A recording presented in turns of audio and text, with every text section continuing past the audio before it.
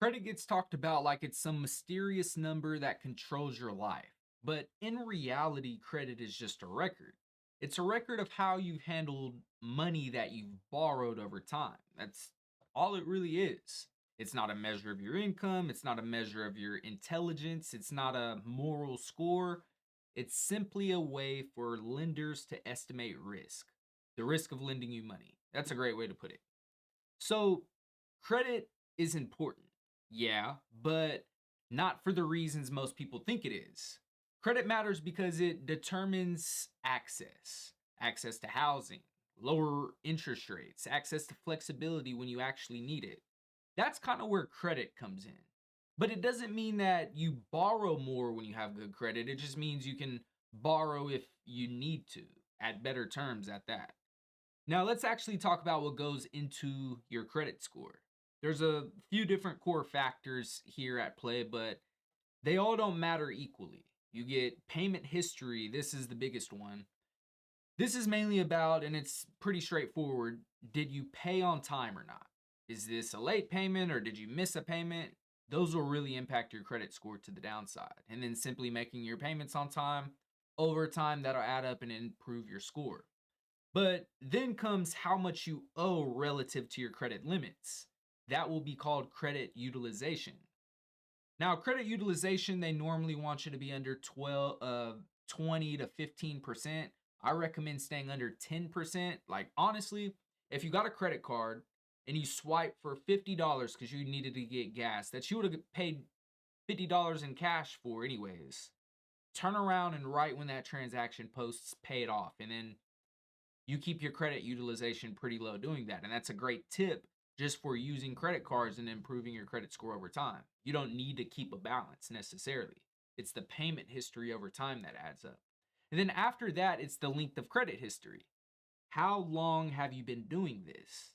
So the longer, the better. The best time to plant a tree was 10 years ago, and the second best time would be now. And then the next factor would be new credit. How often are you applying for credit? Like, what's that symbolizing? Is something going on? Is this a higher risk potential because they've applied for like 30 different credit products at once? Like, is this fraud? Like, they start wondering what's going on. And then finally, your credit mix.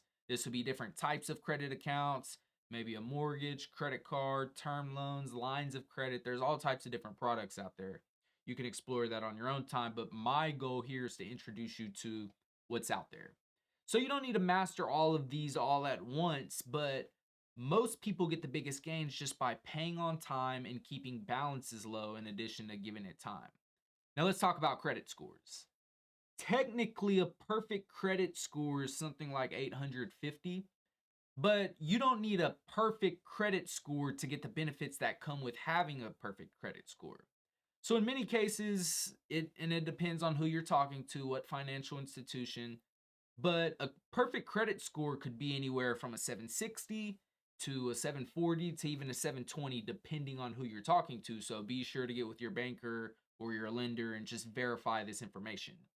And as long as you have one of those scores within the range, whatever tier one credit is, a 740, a 760, usually those are identical to 850. So you get the same perks of having a perfect credit score. So there's really no actual need to. Now, for bragging purposes, yeah, it's cool to say you got an 850 credit score, but building beyond a 760 in most cases, probably not necessary. So, how do you actually get there in terms of building your credit though? Like, how do we get to this 740, 760 mark? At the simplest form, the easiest way, it starts with just having a credit account. And for most people, that might mean somehow getting a hold of a credit card and using it responsibly and intentionally. In another video, we go a little bit more in depth, but you could look up becoming an authorized signer to somebody's accounts. Usually, you want somebody with good credit who pays their stuff on time, not like a risky individual to lend money to add you as an authorized signer to their credit card. You build credit over time. That it gives you a credit score. That way, you could apply for your own credit card and then start applying for a credit card. Not everybody has access to an authorized signer or somebody that's comfortable to do that. So the second best way is going the secured route. You could get either a secured credit card or a secured loan. There's these credit builder loans out there. The whole purpose of them is to build credit history. And then, boom, that's your shot to get your credit card. And then the whole purpose of this credit card is to use it for your budgeted expenses that you already have, that you would have paid cash for anyways. Otherwise, you wouldn't buy it because you didn't have the cash, right? Think about that with your credit card. Look at your bank account. All right, I got the money here to spend here. I'm going to use my credit card.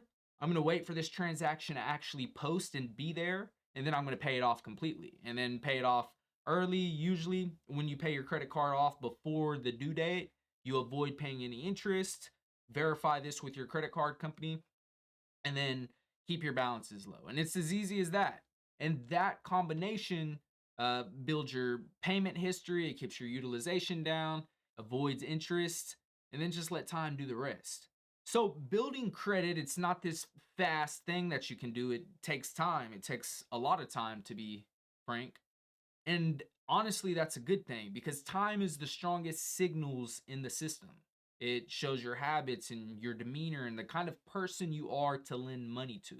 In several years of boring, responsible behaviors, those matter a lot more than any trick or shortcut that you could come up with. There's honestly no hack for that part. Now, let's talk about protecting your credit because building it, honestly, that's only half of the equation because if you're not actively applying for credit, one of the smartest things you can do is doing what's called a credit freeze. You want to freeze your credit. So, a credit freeze prevents new accounts from actually being opened in your name. It's free, it doesn't affect your credit score. It can be temporarily lifted if you did need to apply for anything. You just go on there and do a temporary lift. But this one step dramatically reduces the risk of fraud, and most people don't think about it, about protecting their credit until after there's a problem. And you don't want to be that person because that's backwards. So the way you do this is you go to all the credit bureaus. There's Equifax, there's Experian, there's TransUnion. You log in, make an account, and then you go to the section that says credit freeze. Not any of those products you need to pay for. They have all these crafty things they try to get you to sign up for. Do a credit freeze. And then anytime you need to unlock your credit, it becomes a little bit more tedious. Honestly, it might help you be more responsible with your credit products so you're not applying for things that you don't necessarily need.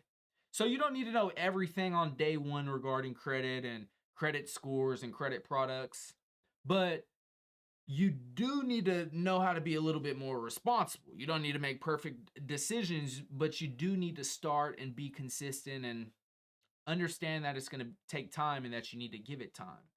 These small actions that we're working on, repeated long enough, those are what carry the most weight. And that's how credit works.